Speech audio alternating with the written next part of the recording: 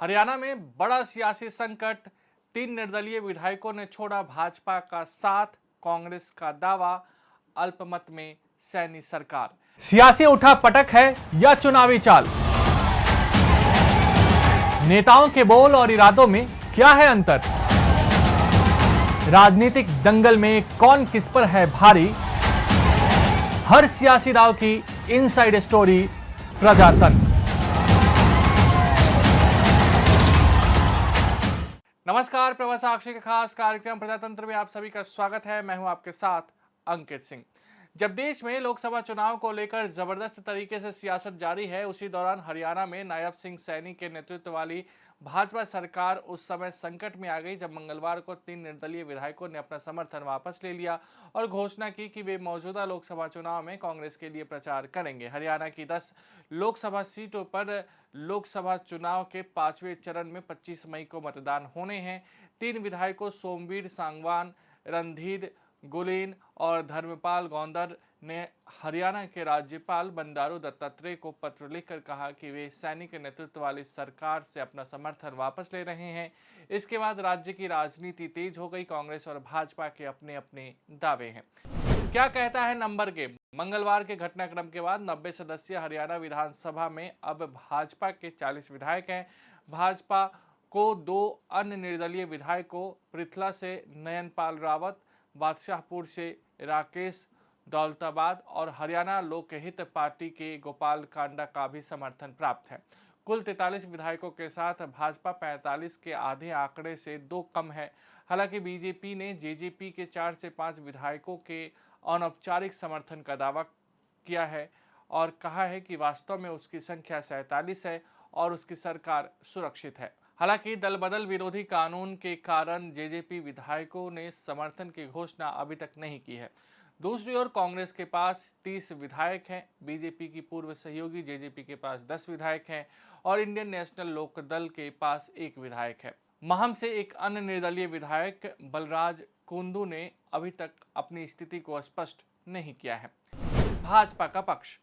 आखिरी अविश्वास प्रस्ताव मार्च 2024 में लाया गया था, जिसमें नायब सिंह सैनी के नेतृत्व वाली भाजपा सरकार ने ध्वनिमत से फ्लोर टेस्ट जीत लिया था। चूंकि अगला अविश्वास प्रस्ताव आने से पहले 6 महीने का अंतराल आवश्यक है, इसलिए भाजपा वर्तमान सरकार पर किसी भी संकट से इनकार कर रही है। हरियाणा विधानसभा चुनाव इस साल अक्टूबर-नवंबर में होने हैं। हरियाणा के मुख्यमंत्री नायब सिंह सैनी ने कहा कि जब मैंने इसके बारे में सुना तो मुझे उसी क्षण पता चला कि कांग्रेस उनकी इच्छाओं को पूरा करने की कोशिश कर रही है। हर किसी की एक इच्छा होती है, लेकिन लोग वे जानते हैं कि कांग्रेस को लोगों की इच्छाओं से कोई लेना देना नहीं है, बल्कि उनकी व्यक्तिगत इच्छाओं को पूरी करना है। उन्होंने कहा कि भाजपा सरकार पूरी ताकत से काम कर रही है। हरियाणा के पूर्व सीएम मनोहर लाल खट्टर ने कहा कि यह राजनीतिक लड़ाई लंबी चलेगी। कई लोग हमारे संपर्क में हैं, चाहे वह कांग्रेस के हो या जेजेपी के हो, उन्हें पहले अपने घर की देखभाल करनी चाहिए। हम यह सुनिश्चित करेंगे कि अगले राज्य विधानसभा चुनाव में हमें पूर्ण बहुमत मिले, ताकि हम ऐसी स्थिति को उत्पन्न न होने दें। कांग्रेस का दावा। कांग्रेस सांसद दीपेंद्र सिंह हुड्डा ने कहा कि राज्य में हालात बीजेपी के खिलाफ है, राज्य में बदलाव निश्चित है। बीजेपी सरकार बहुमत खो चुकी है। उन्होंने 48 से विधायकों की जो सूची दी थी, उसमें से कुछ विधायकों ने इस्तीफा दे दिया है क्योंकि वे लोकसभा चुनाव लड़ रहे हैं और कुछ निर्दलीय विधायकों ने भाजपा से अपना समर्थन वापस ले लिया है और कांग्रेस के समर्थन में खड़े हैं।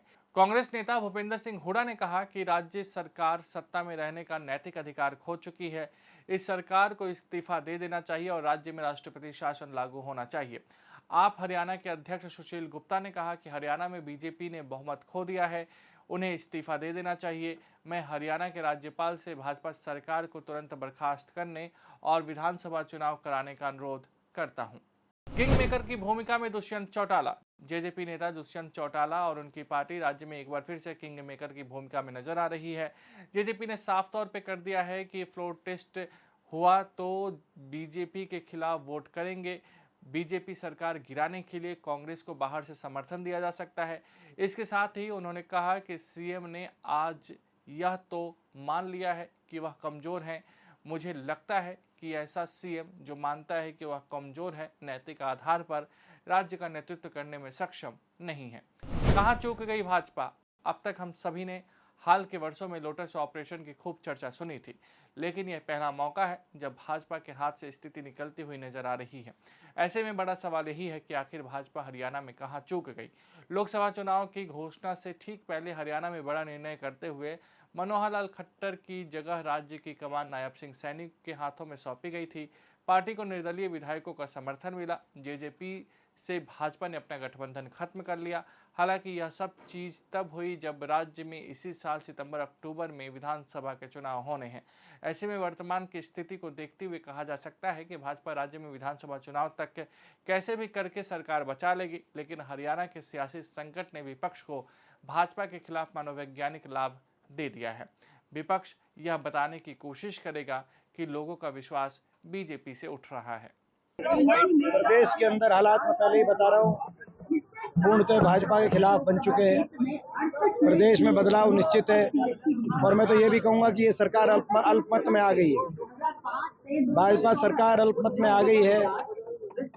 जो इन्होंने 48 विधायकों की लिस्ट दी थी, उसमें से कुछ विधायकों के तो इस्तीफे हुए हैं क्योंकि वो लोकसभा चुनाव लड़ रहे हैं, और कुछ निर्दलीय विधायकों ने आज भाजपा से समर्थन वापस लेकर कांग्रेस पार्टी को समर्थन देने का काम किया है। ऐसे में अल्पमत के विधायक को कोई नैतिक अधिकार नहीं है। बात ये वो निर्दलीय है तो निर्दलीय है, उसका तो हम क्या कर सकते हैं। इसलिए समर्थन में आज बहुत लोग साथ खड़े हैं और ये जो अपनों को संभाल के रखें, जिस दिन खुल गया हिसाब किताब तब इनको ध्यान में आएगा कि हमारे संपर्क में कितने हैं। हम चाहते हैं अब चुनाव तक कोई ज्यादा बात ना हो, क्योंकि चुनाव जिसने जहां से लड़ना उसने लड़ना ही है। इसलिए बहुत लोग हमारे संपर्क में भी हैं, चाहे मेन मुख्य विपक्षी दल है 30 मेंबर का। अब 30 मेंबर से वो क्या करना चाहते हैं, जो करना है सो कर लें। 30 मेंबर के लोग अविश्वास प्रस्ताव भी लाएंगे तो वहीं गिरेंगे, और उनके भी कितने हमारे साथ खड़े होंगे, कितने बाकी दलों के हमारे साथ खड़े होंगे, ये उनको नहीं पता, हमें पता। अगर आप भी लेना चाहते हैं देश दुनिया की तमाम जानकारी तो आज ही सब्सक्राइब करें हमारे चैनल को। साथ ही नीचे दिए बेल आइकन को जरूर दबाएं ताकि हर अपडेट आप तक पहुंच सके।